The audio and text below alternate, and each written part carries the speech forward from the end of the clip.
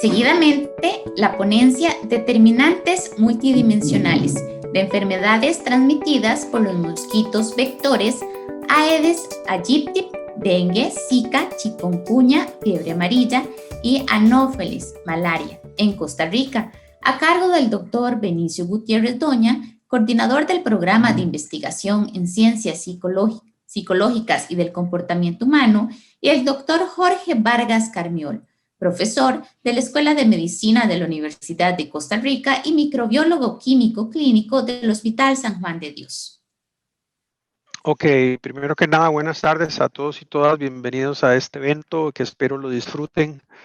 En la segunda ponencia vamos a participar trabajando el doctor Vargas Carmiol y mi persona, compartiendo con ustedes resultados de investigación, comentarios, preguntas acerca del tema de los determinantes multidimensionales de estas enfermedades que son transmitidas por lo que se llama vectores. El Aedes aegypti y Anopheles son vectores, son zancudos, mosquitos vectores que transmiten enfermedades. En la imagen que están visualizando pueden observar al mosquito Aedes aegypti al lado izquierdo. Él es un mosquito, diría yo, muy evolucionado, tiene grandes capacidades, entre otras cosas, de transmitir enfermedades, pero tiene una gran capacidad adaptativa. Y a la derecha vemos uno de los virus que él es capaz de transmitir. En este caso es una imagen aumentada con microscopía electrónica del virus de Zika. Esa es una imagen del Centro de Control de Enfermedades de Atlanta y la tomé de ahí. Y entonces este pequeño amigo nos puede transmitir este virus y bueno, ya saben todo lo que nos podría pasar. Básicamente la racionalidad de estos trabajos se remontan a la emergencia y en este caso en concreto a la epidemia que Costa Rica vivió en el año 2013. En ese momento Costa Rica alcanzó casi 50,000 casos de dengue confirmados en el país. Este corte que están viendo aquí es antes de terminar el año 2013. Hoy por hoy tenemos alrededor de casi 50,000 ya próximamente casos de COVID-19. Es probable que los alcancemos pronto. De manera que lo que les quiero transmitir es que no es la primera vez que Costa Rica vive una epidemia y tampoco una pandemia. Y en esta ocasión vamos a reflexionar en torno a los resultados de investigación que hemos obtenido más recientemente en la zona de Pacífico Central. Si bien la investigación se remonta a estudios en Pacífico Norte e incluso antes de esto, el doctor Vargas Carmiol, que me está oyendo en este momento, nos va a hacer al final de mi exposición un comentario de los resultados de investigación que yo estoy ofreciendo acá. Él va a hacer un comentario de la ponencia durante unos 10 minutos y después de esos 10 minutos de comentarios del doctor Vargas inician las preguntas del auditorio. Otro aspecto interesante de las llamadas arbovirosis es que, bueno, la lámina anterior mostraba los resultados de la epidemia del dengue del 2013 y en años posteriores, básicamente, alrededor del 2016 ya teníamos 3 nuevos amigos que nos estaban visitando, 2 nuevos amigos, el Zika y el chikungunya. En el 2016, ya 3 años después de la epidemia de dengue que tuvimos, que emerge del Pacífico Norte, ya teníamos, por ejemplo, notificados 1,649 casos confirmados de Zika en el 2016. Y de chikungunya en el 2016, 3,421. Ese es un fenómeno sumamente sorprendente porque nos habla de la capacidad adaptativa que tiene este mosquito que está aquí en pantalla y de su capacidad desde un punto de vista, si lo quiere ver así, de impacto que tiene, no solamente sobre la salud pública de regiones y comunidades vulnerables, sino que además sobre la economía local o global de los países. Quiere decir que del 2013, que tuvimos una epidemia, al 2016, la capacidad de transmitir virus de la Aedes se diversificó, él se especializó más aún, ¿verdad? Y no solamente estos virus transmite, sino otros más, como la fiebre amarilla, por ejemplo. De manera que el propósito y lo que tiene que ver con el método de este tipo de investigaciones, de forma general, es identificar determinantes de estas enfermedades, pero no determinantes específicos, sino determinantes múltiples, de múltiples enfoques, de múltiples disciplinas. De hecho, en este estudio participan sociólogos, biólogos, médicos, ingenieros geoespaciales, que espero que todos en este momento pues estén por acá, que forman parte de nuestro grupo de trabajo, nuestro equipo de investigación, y ellos mañana y pasado van a estar dando resultados del área de ellos obtenido en este proyecto, que también incorpora resultados de investigación sobre COVID-19. Entonces, basado en estos resultados de investigación que la UNED obtiene en colaboración con Ministerio de Salud, Caja Costarricense de Seguro Social, en este caso Quepos, Parrita, y otras instituciones como el INDER, por ejemplo, incluso instituciones internacionales como el Instituto de Investigación Tecnológica en India, donde las arbovirosis son problemas serios. La finalidad de estos estudios en realidad es ofrecer soluciones e innovaciones científicas a las autoridades en salud y a las comunidades impactadas. En el 2013 habíamos investigado a 800 familias y se le dio un seguimiento 3 años después a 371 de las 800. En el año 2016-2019 se hizo un seguimiento retrospectivo en el año 2019 de una muestra de personas positivas por arbovirosis, es decir, dengue, zika, chikungunya, confirmadas por laboratorio, de una lista que proveyó el Ministerio de Salud de Parrita. Es una lista, por supuesto, que se mantiene completamente anónima y confidencial, y se visitaron 245 personas, entre ellas personas positivas confirmadas con dengue, por ejemplo, e incluso con Zika o chikungunya, y se les aplicó un protocolo de evaluación para investigar estos determinantes múltiples, multidimensionales. Y más recientemente, pues es algo nuevo completamente. Tenemos resultados de investigación de una muestra de 1.136 costarricenses que expresan sus reacciones y su salud subjetiva, percepción de salud subjetiva respecto a las arbovirosis.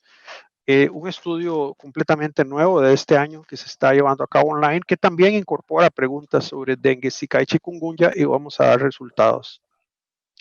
Ahí tenemos una imagen de una paciente que participó en nuestras investigaciones. Esta paciente estaba diagnosticada por laboratorio y estaba en este momento en tratamiento por medio de un EVAIS. Recibía tratamiento, la llegaban a visitar en su casa, y aquí está su pequeño niño sentado en la cama, y ella está ahí con mucha fiebre, tiene mucho calor, y su extremidad izquierda ella se la está tapando porque le dio un poco de vergüenza que cuando la estábamos entrevistando, porque tenía un brote en toda la parte izquierda del país. Básicamente, esta paciente, que por razones obvias está cubierta su cara, tenía una infección por arbovirus, ¿verdad? Es decir, un mosquito la había picado y la había dejado postrada en una cama.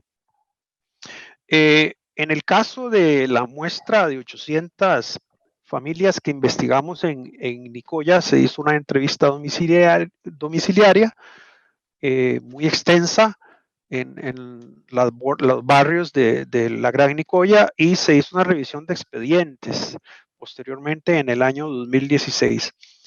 Muy interesantemente que los infectados por prueba de laboratorio con diagnóstico positivo médico por dengue eran el 14% de la muestra total, lo cual ustedes se podrán dar una idea de las dimensiones de esta epidemia que impactó 2013 Costa Rica y que sigue impactando actualmente la salud de los costarricenses, incluso en el año 2017, 18, 19 y en el día actual.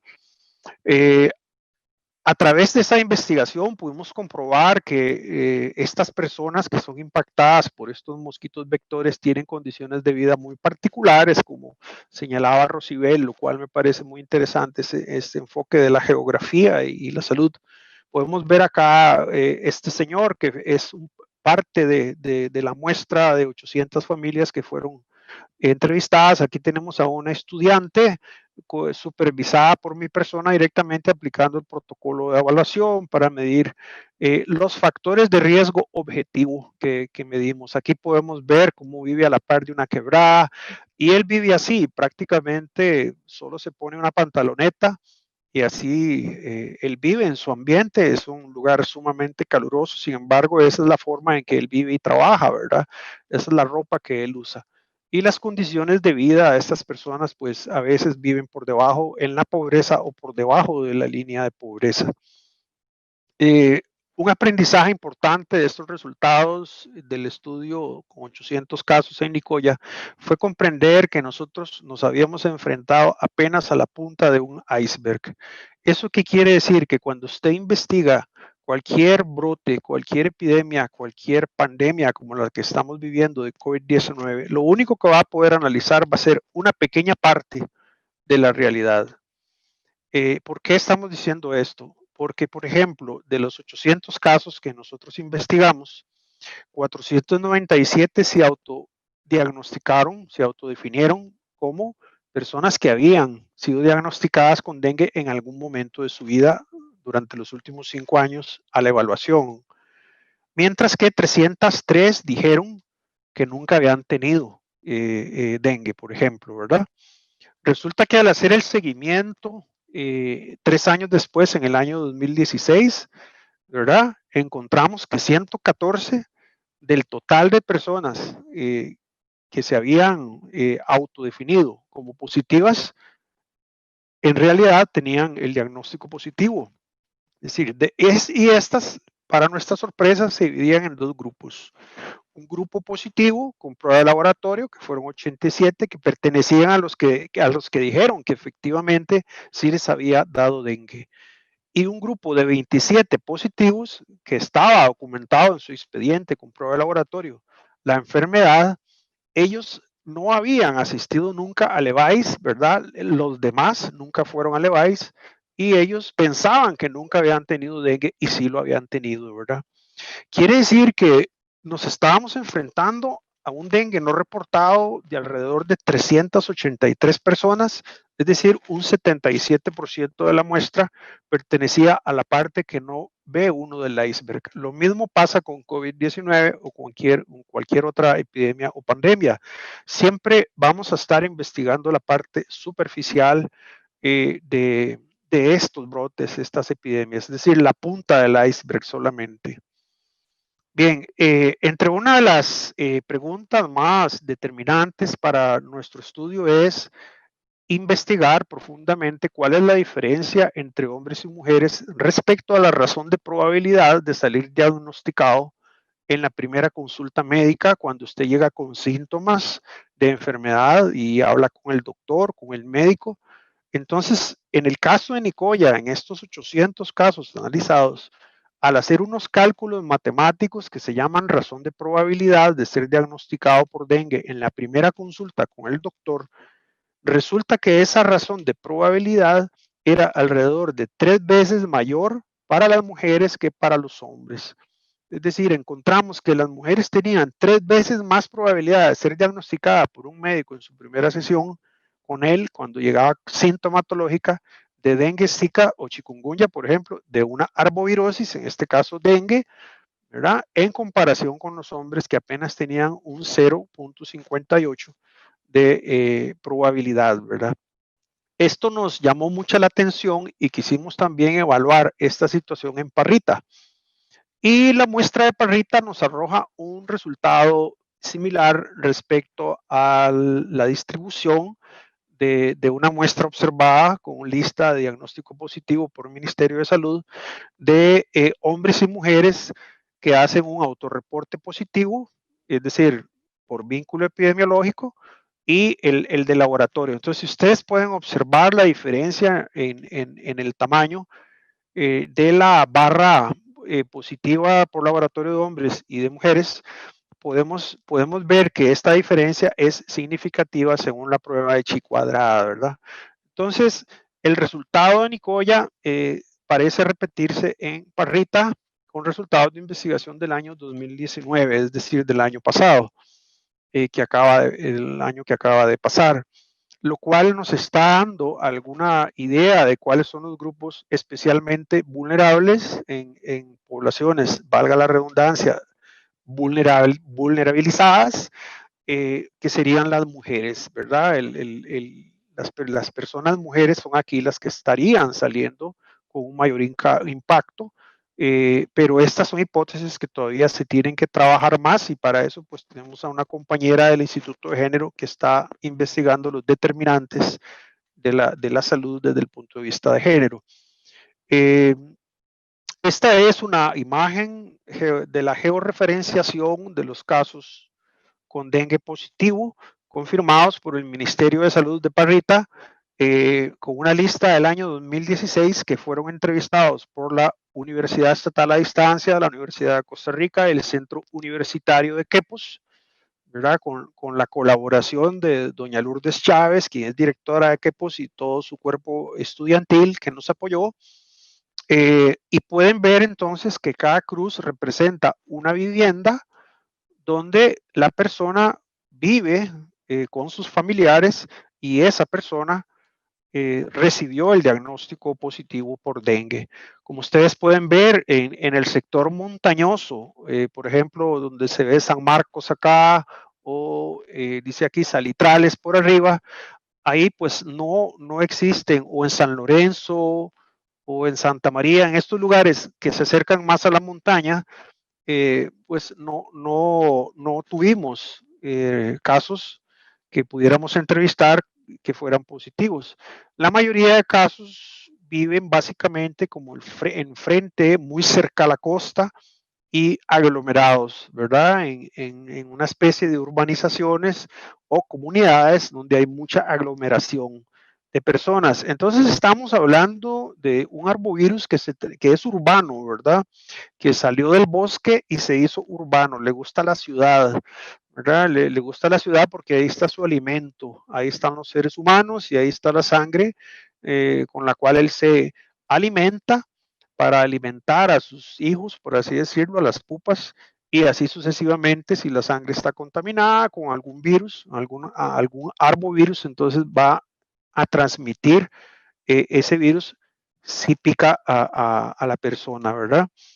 Bien, estas son las condiciones básicamente de las personas vulnerables o vulnerabilizadas que hemos investigado. Podemos ver acá a dos adultos mayores, una adulta mayor y su señor esposo, que viven completamente solos en este rancho que literalmente está a punto de caerse, ¿verdad?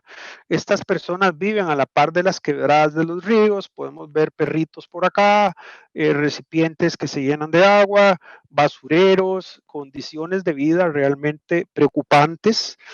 Eh, el, el, la casita de ellos pues no tiene una ventana normal, sino que está llena de endijas, no tiene cielo raso, en realidad es piso de tierra, ni siquiera tiene un planché de concreto. Y por acá, por detrás, está el excusado donde ellos hacían sus necesidades básicas. Entonces, tenemos este tipo de personas que estamos investigando y, bueno, que nos alarma la calidad de vida y las condiciones de salud que tienen y queremos hacer una contribución directa tanto a las autoridades de salud como locales y a los territorios para contribuir con el mejoramiento de esas condiciones de vida y de salud especialmente. Bien, una de las innovaciones que podríamos atribuirle al estudio de determinantes multidimensionales es esta imagen que están viendo ustedes. Esto se llama análisis factorial. Eso que mencionaba Rosibel, investigar muchísimas variables y analizarlas simultáneamente. La innovación que estamos presentando acá es un nuevo modelo factorial derivado de análisis de factores. Son análisis matemáticos donde uno pone a correr en la máquina, en la computadora, muchísimas variables para ver cómo estas variables se están agrupando.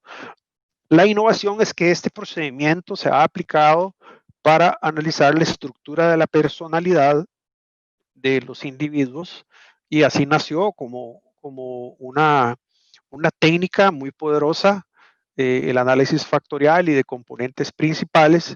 Y lo novedoso es que, bueno, una herramienta que nace, un instrumento muy potente, que nace en las ciencias psicológicas, se empieza a aplicar en lo que es epidemiología, salud pública, en medicina comunitaria, en otros ámbitos. En el caso de la muestra de Nicoya, que son 800 personas, encontramos, después de correr los procedimientos matemáticos, que son 7 los factores que determinan si una persona se infecta o no de dengue.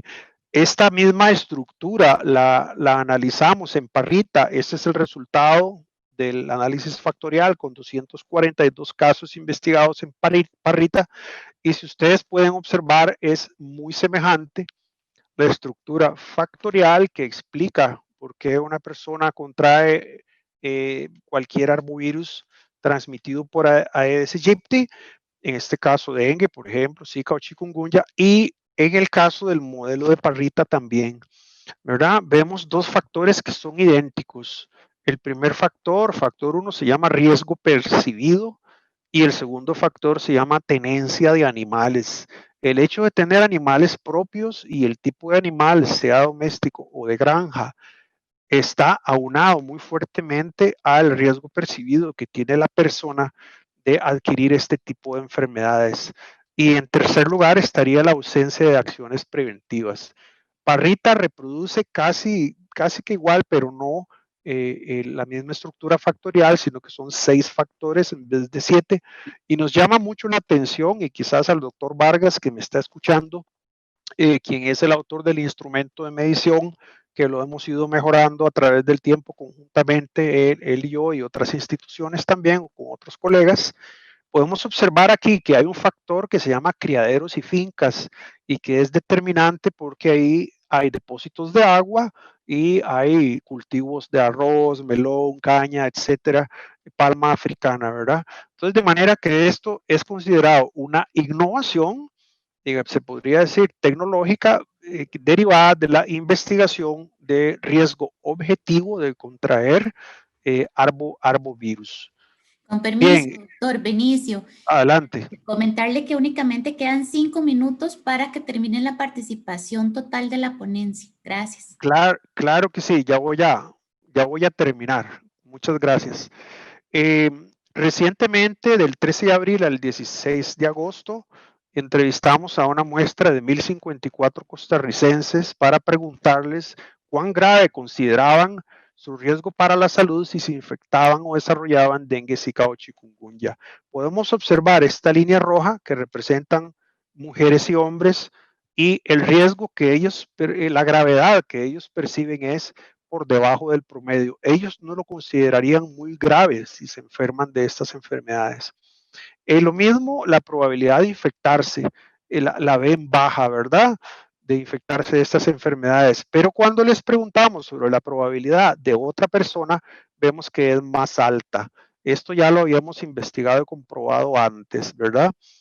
Siempre las personas, cuando evalúan su propio riesgo de infectarse o enfermarse de algo, lo hacen más bajo que cuando se comparan con alguien. De hecho, ya mi exposición de hoy ya terminó. Esta es la dirección de contacto y seguidamente pasaría el doctor Vargas a hacer comentarios a la ponencia por 10 minutos y se abrirían las preguntas. Entonces, de mi parte, eso sería todo y sería el doctor Vargas el que asume la sesión a partir de este momento. Muchas gracias. Buenas tardes. ¿Me escuchan bien? Le escuchamos perfectamente, doctor Vargas. Ok, gracias. Voy a tratar de ser breve porque Benicio se abusó un poco del micrófono. Bueno, muy importante para entender el contexto de la charla del doctor Gutiérrez, que las arbovirosis son todos aquellos virus transmitidos por artrópodos. Entonces, una de las cosas más importantes para considerar en la epidemiología de estas enfermedades es que la epidemiología de la enfermedad va a depender de la ecología del vector.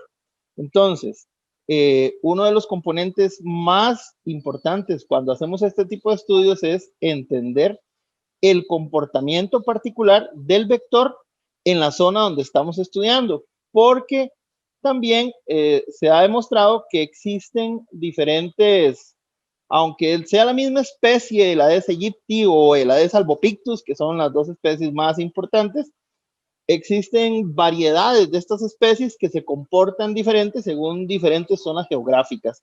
Entonces, por eso siempre hay que ponerle mucha atención al asunto del vector.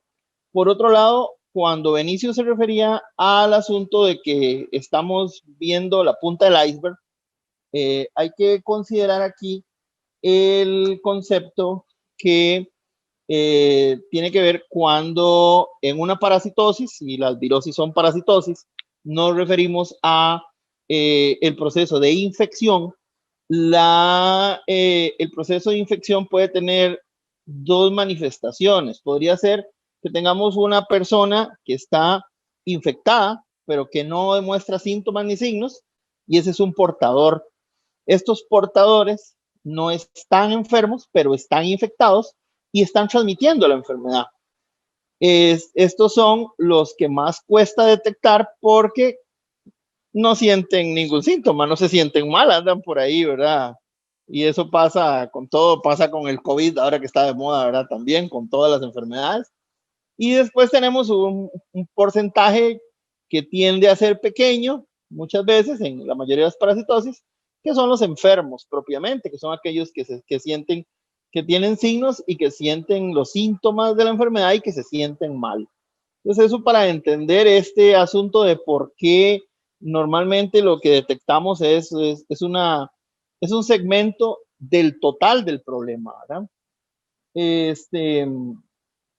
Otro asunto ya para cerrar estos comentarios es el hecho curioso que venimos a encontrarnos nuevamente en este estudio y que la compañera socióloga va a ampliar bastante este tema probablemente en el transcurso del simposio, de que desde el año 1600 y resto se ha venido manifestando el hecho de que las mujeres siempre son las que consultan. Los hombres tienden a no consultar y eso se ve en las gráficas presentadas por el doctor Gutiérrez. Los hombres, aunque tienden a enfermarse tanto como las mujeres, no consultan. Entonces, muchas veces nuestros servicios de salud tienen una proporción mayor de mujeres que de hombres. Y eso es una conducta social que se ha venido manifestando desde hace siglos y Costa Rica, pues, no es la excepción. Yo creo que para no abusarnos del tiempo, sería hasta aquí. No sé si Doctor alguien tiene Vargas, alguna duda. si usted gusta, puede ¿Sí? continuar y lo que hacemos es que vamos a dejar al final menos tiempo para preguntas. Adelante, no se preocupe. Ok, bueno, el otro asunto que me interesaba mencionar es el hecho de que, como ustedes ven en los mapas presentados, la mayoría de los casos se encuentran hacia las tierras bajas. Varios estudios que han sido publicados en el sentido de que la transmisión de las arbovirosis normalmente va a ser inversamente proporcional a la temperatura. Entonces, nos encontramos que la transmisión aumenta conforme vamos a tierras bajas porque son tierras más calientes. Además de que aquí entran muchos factores. El otro factor que entra en consideración es el hecho de que, por lo que hemos visto, la hipótesis es que los vectores aquí en el Aedes aegypti principalmente es un vector domiciliar. Entonces lo vamos a encontrar más asociado hacia el ciclo urbano que hacia el ciclo selvático, que también podríamos encontrarlo eventualmente, ¿verdad? También podemos encontrar Aedes en la selva, ¿verdad? En ciclos zoonóticos, por ejemplo, con animales. Después, yo creo que hasta ahí estaríamos ya completos. No sé si ahora sí, si alguien tiene alguna duda, con mucho gusto, ya sea para el doctor Gutiérrez o para mí. Sí, muchísimas gracias a los dos distinguidos ponentes por esta ponencia. Y vamos con la primera pregunta que tenemos de Vivian Rivera. Dice así: buenas tardes. En la base a los datos quiere decir que una persona puede desarrollar más de una vez la enfermedad si es picado varias veces por el mosquito. ¿En qué caso? Vamos a ver, es que no está bien escrito. En el caso del COVID-19, pues no sabemos aún si una vez contraído la enfermedad nos podríamos volver a contagiar. En caso de, me imagino que ahí dice tener el COVID-19 daña más a los hombres que a las mujeres, contrario al dengue, Zika. Sí les agradecemos, por favor, que cuando hagan las preguntas, que verifiquen que estén bien escritas para que los señores conferencistas nos la puedan entender bien. Adelante, por favor. Bueno, con respecto a las arbovirosis, ¿verdad? Que estamos hablando aquí, y en el caso específico del dengue, vamos a encontrar varios serotipos. Entonces, normalmente, si a usted le da el serotipo 1, perdón, ahora sí, si a usted le da el serotipo 1, ya ese serotipo no lo va a volver a infectar, es más, le confiere cierta protección. A usted le puede volver a dar después otro serotipo y entonces puede desarrollar el dengue clásico, pero sucede que aquí la protección obtenida del serotipo anterior, ¿verdad? Porque nos está dando un segundo serotipo de dengue, podría complicar la situación y podría terminar en un dengue grave, que es lo que antes llamábamos el dengue hemorrágico. Con respecto al COVID, bueno, acaban de salir algunas investigaciones muy recientes de estas semanas, pero todavía los datos no están claros. Hay que recordar que podría darse el caso de que la detección inicial haya sido un falso positivo que diera reacción cruzada contra otro de las especies de COVID, de coronavirus que producen cuadros respiratorios. Esa es una posibilidad. Ahora, hay algunas evidencias de unos artículos recientes que dicen que sí, que se están dando recaídas de personas que tuvieron el COVID y que ahora les está dando COVID de nuevo, pero como les digo, eso está muy reciente y esos datos hay que tratarlos con mucha consideración, con mucho análisis y con mucha delicadeza, porque hay que esperar a ver que surjan más datos, porque eventualmente podría ser un error. No es imposible, pero por ejemplo, una persona que tenga problemas de inmunodeficiencia por alguna razón, podría eventualmente volver a desarrollar una enfermedad que ya sufrió. Ahora, habría que ver si todos los casos... Perdón, doctor Gutiérrez, ¿qué fue el asunto? Si usted gusta, doctor Vargas, continuamos con otra pregunta. Ok. Yo se las voy diciendo, no se preocupe, yo se las digo. Sí. Aquí tenemos, vamos a ver, está Erika Gutiérrez. La situación se agrava en una persona que ha desarrollado la enfermedad si es picada en diferentes momentos. Por el hecho de que volviera a tener otra carga viral. Pregunta interesante, pero les recuerdo que yo soy microbiólogo y no soy clínico, creo que habría que preguntarle a un clínico exactamente, a un infectólogo o a alguno de los compañeros médicos que están en el auditorio, porque con malaria sí puede pasar. Con malaria sí he visto experiencias en el sentido de que personas que tienen malaria y las pica otro mosquito con malaria, entonces se cruzan los picos febriles porque tiene infecciones concomitantes. Con el caso de dengue, como les repito, no soy clínico y no tengo experiencia. Habría que preguntarle a alguno de los compañeros clínicos que nos aclare al respecto. Ok, gracias. Por acá teníamos una pregunta sobre lo de malaria, pero usted también acá la acaba de responder. Y el señor Benicio nos pregunta, doctor Vargas, por favor, si explica qué son las coinfecciones, COVID-19 y dengue. Consejos para la población para prevenir coinfección. Estamos confinados para prevenir COVID-19, pero casualmente ahí ataca el mosquito. ¿Y cómo los laboratorios discriminan estos diagnósticos? Bueno, la discriminación del diagnóstico en realidad es sencilla desde el punto de vista del laboratorio porque lo que hacemos es una prueba. Entonces, normalmente para el COVID-19 se hace una PCR y hay PCRs en los hospitales grandes y en algunos de los regionales para diagnosticar no solo COVID-19 mediante la técnica de reacción en cadena polimerasa, que es la PCR, sino también para otros cuadros respiratorios. Ahora, para el dengue existen tanto pruebas de PCR como pruebas serológicas que detectan anticuerpos. El asunto con los anticuerpos es que hay que tratarlos con cuidado porque el hecho de que usted esté positivo por anticuerpos contra una enfermedad no significa que usted la tenga en ese momento, sino que su organismo desarrolló defensas y puede ser recientemente o hace varios años. Entonces, la técnica es lo que define si hay a nivel de laboratorio, si hay una infección concomitante o no. Y en este caso, si quisiéramos saber con certeza si tenemos infecciones concomitantes, sería hacer análisis de PCR buscando unas y otras enfermedades. Ahora, a nivel del hogar, pues sí, el problema es ese. Ya dijimos que la hipótesis es que la Aedes aegypti en Costa Rica se desenvuelve en ciclos domiciliares.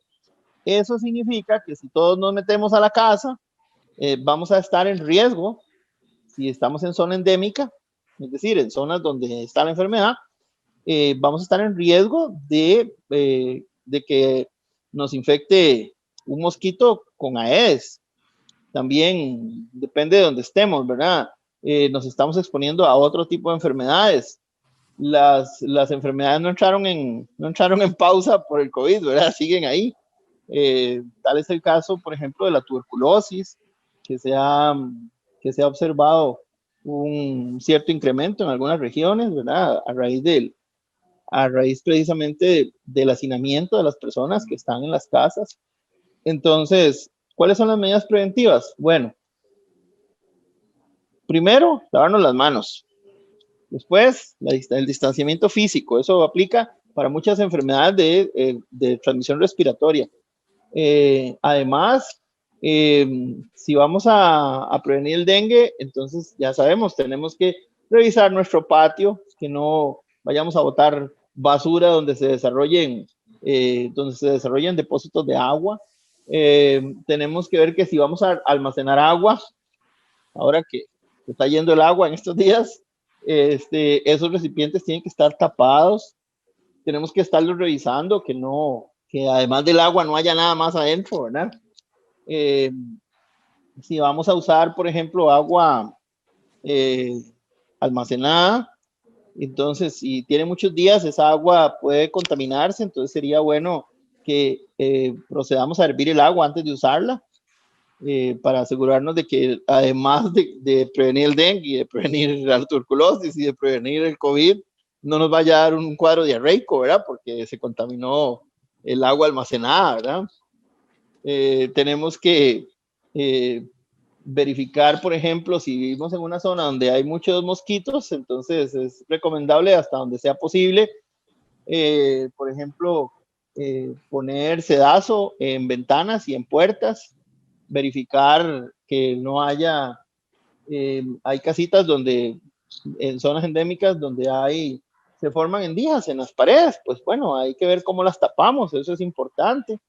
Y hasta donde sea posible también dormir con el famoso toldo mosquitero, pero asegurarnos que de verdad el toldo esté completo, ¿verdad? Que no tenga huecos, porque a más de uno supongo que le ha pasado. Bueno, yo me crié en una zona endémica de malaria, de dengue, de geolmintos y de otras cosas más, y no era raro que de pronto lo ponían a uno a dormir en el toldo y el toldo tenía un hueco, y cuando se daba cuenta había 10 zancudos adentro que además no podían salirse, ¿verdad? Entonces dormía uno con todos los zancudos. Entonces eso más bien es contraproducente, ¿verdad? Hay que tener ese cuidado que los toldos estén limpios y sellados completamente. No sé, ¿alguna otra cosa? Muchas gracias, doctor Vargas. Vamos a dar un espacio para la última pregunta, y las personas que todavía siguen consultando, les indicamos que los organizadores de este encuentro les van a mandar por correo electrónico las respuestas a sus consultas. Aquí tenemos la pregunta de don Pedro Gutiérrez. Dice así: ¿estos puntos de GPS pertenecen al lugar donde la persona se contagió o al lugar donde vive? De ser lugares donde no fueron contagiados, ¿qué relevancia tiene este dato? Algunas personas, por su movilidad laboral, tienen que trasladarse y lo adquieren en otro lugar donde se pudo dar el brote. Sí, obvio. Por eso hablábamos de que la hipótesis, no la teoría, la hipótesis dice que los ciclos son urbanos. Obviamente, los puntos de GPS corresponden a las viviendas de estas personas. Existe la posibilidad de que se hayan contagiado en otra parte. Por ejemplo, un sitio posible de contagio son los centros de culto, las iglesias o los templos donde asisten los bautistas o cualquier otro tipo de estas fes cristianas o de otra índole, donde se reúnen, o los salones comunales o los salones de baile. Por ejemplo, había un salón de baile en Guanacaste, ahorita no recuerdo, en Filadelfia creo que era, que había que bailar y usar repelente porque había demasiados mosquitos. Entonces, este tipo de estudios siempre deberían ser complementados con un estudio entomológico. Entonces, ¿en qué consiste este estudio entomológico? En que se ponen ovitrampas, que son trampas para huevecillos, se ponen trampas tipo CDC, por ejemplo, que son para adultos, o trampas para hembras grávidas, en diferentes zonas geográficas, tanto alrededor de las casas donde viven los casos, como en las zonas de trabajo. Y el objetivo es ver cómo andan las densidades poblacionales de las diferentes especies de mosquitos, y entonces ya después eso se puede asociar ya más firmemente con los resultados estadísticos de las encuestas.